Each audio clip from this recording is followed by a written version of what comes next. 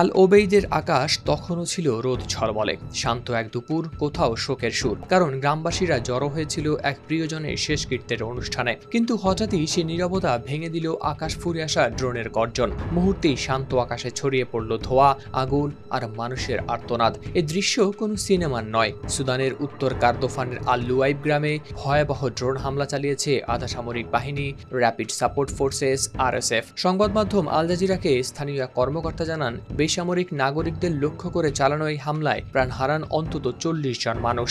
অন্ত্যেষ্টির যে তাঁবুতে মানুষ দোয়া করছিল সেটাকেই করা হয় নিশানা। সেখানে ছিলেন নারী, শিশু ও বৃদ্ধ সহ অনেকেই। 3 নভেম্বর সোমবার এক প্রতিবেদনে বার্তা সংস্থা আনাদুলু এজেন্সি জানিয়েছে এই তথ্য।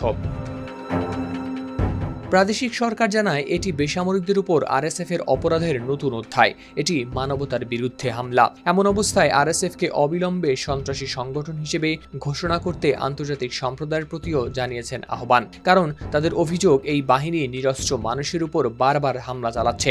নায়াসিনামাইড ও স্যালিসাইলিক সমৃদ্ধ লিলি ফেস ওয়াশ, যা ফেসের ডেড স্কিন সেল দূর করে দেয় দ্বিগুণ ফাস্টার ব্রাইটেনিং। প্রতিবারই নতুন কোনো শহর, নতুন কোনো নাম যুক্ত হচ্ছে সেই লালচে তালিকায়।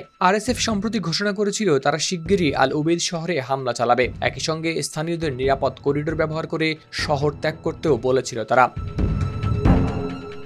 আন্তর্জাতিক অভিবাসন সংস্থা IOM জানায়, গেল অক্টোবরের শেষ দিক থেকে উত্তর ও দক্ষিণ কর্দোফান থেকে নিরাপত্তাহীনতার কারণে বাস্তুচ্যুত হয়েছেন অন্তত 38,000 মানুষ। এদিকে চলমান যুদ্ধে RSF সম্প্রতি নিয়ন্ত্রণে নিয়েছে উত্তর কর্দোফানের বারা শহর, তবে তারা বেসামরিক নাগরিকদের লক্ষ্য করে হামলা করার অভিযোগ অস্বীকার করেছে। এর আগে গেল 26 অক্টোবর RSF উত্তর দারফুর প্রদেশের রাজধানী আল ফাশের শহর দখল করে। পরে সেখানে বেসামরিক নাগরিকদের উপর চালায় ব্যাপক হত্যাযজ্ঞ।